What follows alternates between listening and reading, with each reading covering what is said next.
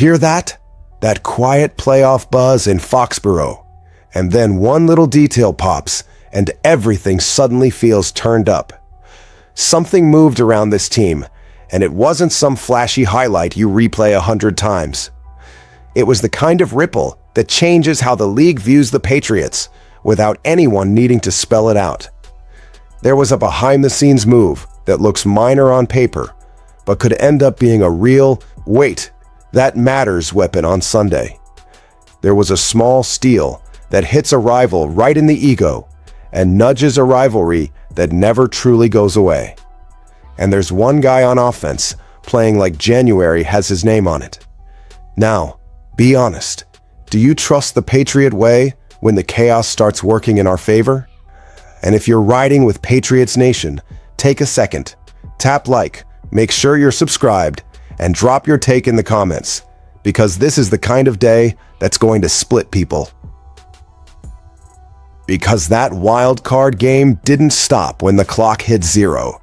It kept going, inside the other team's building, in those late-night meetings, and in that moment when a front office scans the locker room and goes, "We can't keep doing this." That's what the Patriots dragged out of the Chargers, and it wasn't just a win. It was the kind of beatdown that lands the hardest way.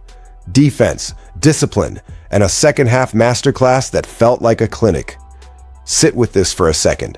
The Chargers walked into their first playoff game in years, and somehow New England was the favorite.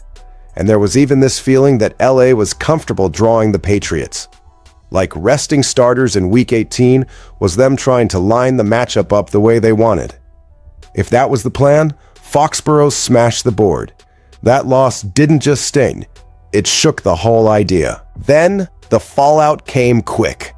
Tuesday morning, NFL insiders announced the Chargers fired offensive coordinator Greg Roman and offensive line coach Mike Devlin. You don't need to overthink the timing. Teams don't hit the eject button like that after a win. That's what it sounds like when a franchise feels exposed on the biggest stage and starts scrambling for answers. That's real power. When you impose your will so completely in a playoff game that the other side starts tearing out pieces the second the season ends, you didn't just advance, you rewired their offseason. Jim Harbaugh is now in that place where the tough decisions get forced early, whether he wants them now or later. And it sure doesn't feel like this is automatically the end of it. Once firings start, everyone in that building feels the floor shift. Now, look at the contrast with New England. For years, it was patchwork, survival mode, trying to bridge gaps. Today, it's cap space, it's draft picks, it's a younger core that doesn't look spooked by January. Put that next to chaos on the other side, and you can feel the difference in where each franchise is living right now. The Patriots are trying to cling to relevance. They're stacking momentum. There's another layer here, too. The AFC West could be staring at a strange window next season, with questions swirling around the Chiefs' immediate future. Travis Kelce possibly walking away, and Patrick Mahomes' return from an ACL injury uncertain for 2026. The Chargers needed to finish this year steady and organized, ready to take a real swing. Instead, the Patriots handed them the kind of loss that speeds everything up, the wrong way. Desperation decisions, rapid-fire changes. New England, different vibe. Even if you don't know how far this playoff run goes, the foundation looks stable. And you saw that steadiness again with what the Patriots did next. Quietly, methodically, like a team that's thinking a couple moves ahead. Because while people were still arguing about Sunday night, the Patriots were already working in silence. No loud press conference, no dramatic quotes, just precise roster management. The kind of stuff that wins in January when Plan A turns into Plan C in 2 snaps. Ahead of the divisional round matchup with the Texans, New England made sweeping changes on the practice squad. They brought in corner Miles Battle, running back Dearness Johnson, wide receiver Trent Sherfield Sr., and offensive lineman Lorenz Metz. They released defensive lineman Fabian Lovett and wide receiver Brandon Smith. On the surface, it's paperwork. But if you've watched this franchise long enough, you know nothing in Foxborough is random in January. Start with D'Ernest Johnson. A lot of people did a double take when he was cut from the active roster on Monday. 7 games this season. Solid when called on. It felt like a strange moment to move on. But the cut had a purpose, making room, with many believing it was tied to activating corner Alex Austin off injured reserve. Now Johnson's back on the practice squad, and he's a prime candidate to be elevated. In the playoffs, that's not just depth. That's a button you can press when the game gets heavy or somebody takes one hit too many in the cold. Miles Battle is another tell. He's bounced between the practice squad and active roster for 2 seasons, and his recent timeline has been a full loop. Released from the active roster on December 29th, signed back to the practice squad on January 1st, then released from the practice squad on January 8th. That doesn't read like uncertainty. That reads like a staff that knows exactly what he provides and wants him in reach when the matchup demands it. In January, secondary depth isn't a luxury. It's how you survive. Then you get to Sherfield. A lot of fans might not recognize the name, but coaches absolutely do. He's in his 8th season, and he's been everywhere. Arizona, San Francisco, Miami, Buffalo, Minnesota, Denver. That's a player who adapts, stays ready, and can help on special teams while doing the dirty work as a run blocker. That matters a lot to a coach like Mike Vrabel. Even if he never takes a meaningful offensive snap, having a guy like that in the building can save you when things get chaotic. Metz is the sneaky part. He's 26, and he spent the last 2 years on the Buccaneers practice squad through the International Player Pathway Program after time with the Bears in 2023. New England gets a roster exemption for him, which is why the practice squad sits at 17. In other words, the Patriots just added developmental line depth without paying the same immediate roster cost. And in a postseason where injuries can shove you into uncomfortable line combinations fast, that flexibility is valuable. One detail people gloss over. As of Tuesday, the Patriots still have one available spot on the active roster. That's leverage. That's optionality. That's keeping the door open for a late week move, depending on how the Texans look and how New England's own injury situation shakes out. This is what mature teams do. Other teams react to chaos. The Patriots get ready for it before it shows up. And one of these practice squad signings isn't just about New England either.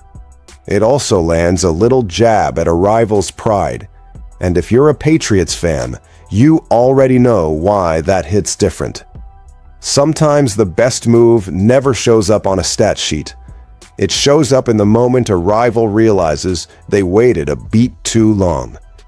The Patriots signing Trent Sherfield Sr. isn't designed to be a headline. It's designed to matter because of what it prevents. New England is still scanning free agents, even in the middle of a playoff run, because injuries don't care what month it is. Sherfield gives you depth that can actually play. But there's another angle here. Buffalo. The Bills are heading to Denver this weekend, and their offensive luck hit rock bottom against the Jaguars. They lost 2 pass catchers, Gabe Davis and Tyrell Shavers, to torn ACLs, which shrinks Josh Allen's options at the exact worst time. If you're Buffalo, you're hunting for anything that makes you feel safer going into your biggest game. Sherfield makes sense because he's been there before. He was with the Bills in 2023. Familiarity matters when you're trying to plug a hole in January. But now, he's in Foxborough. That's the point. The Patriots don't necessarily need wide receiver help. Their room isn't screaming for it. The playoffs just aren't about who looks prettiest on paper. They're about who's ready when an emergency hits, who can line up on special teams, who can block in the run game, who won't mess up the tiny details that flip field position. Sherfield checks those boxes. Even if he never gets elevated, New England protected itself from a worst-case scenario. And yeah, there's a little extra satisfaction in knowing Buffalo can't use him now. That's roster chess. That's thinking past your own depth chart and understanding the calendar. Because at this point of the season, there aren't many real options available. Every veteran who can contribute is a resource, and the Bills now have to look elsewhere. Never easy in mid-January. There's also something Patriots Nation has been begging to see tighten up: special teams. That unit has struggled over the past month. Sherfield has the kind of skill set that can help stabilize that area quickly if he gets the call. Sometimes one reliable special teams rep swings momentum. Sometimes it swings a game. And all of this is happening while the Patriots have a running back heating up at the perfect time. Because if you want to talk identity, controlling a playoff game, making Gillette Stadium feel like it's squeezing the life out of a visitor, Ramondre Stevenson came into this season hoping his second tour under offensive coordinator Josh McDaniels would deliver real results. Early on, the ball security issues made it messy. People questioned him. Some fans got impatient.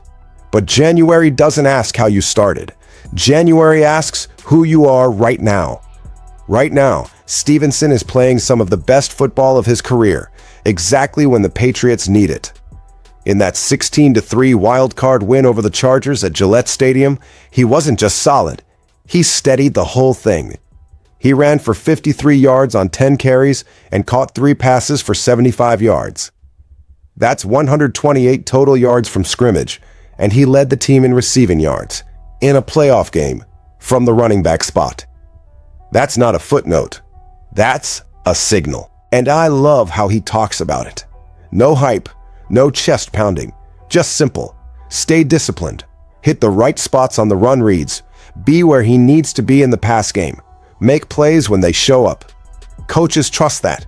Defenses hate it because there's no ego to bait, just consistency.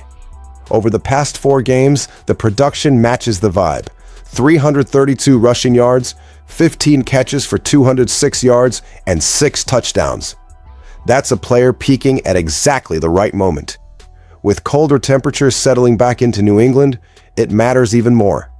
A strong, deep rushing attack is how you protect your young quarterback, control the pace, and keep your defense fresh. It's also how you make play action bite, how you create chunk plays without living in 3rd and long. Vrabel put it plainly after that Chargers game.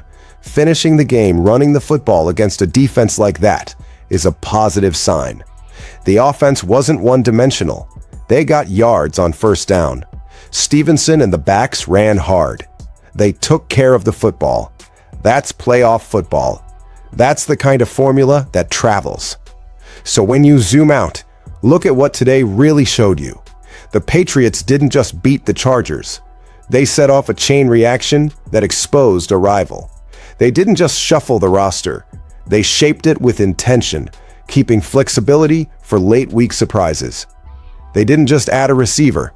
They added the kind of player who can steady special teams and quietly block a rival from patching a hole. And they didn't just scrape by on offense. They leaned on a back who's rounding into form right when the stakes are highest. So I'll ask you again, Patriots Nation, how far can this team go if it keeps playing with this kind of control and hunger? Drop your thoughts in the comments, hit like, subscribe, and let's ride this run together.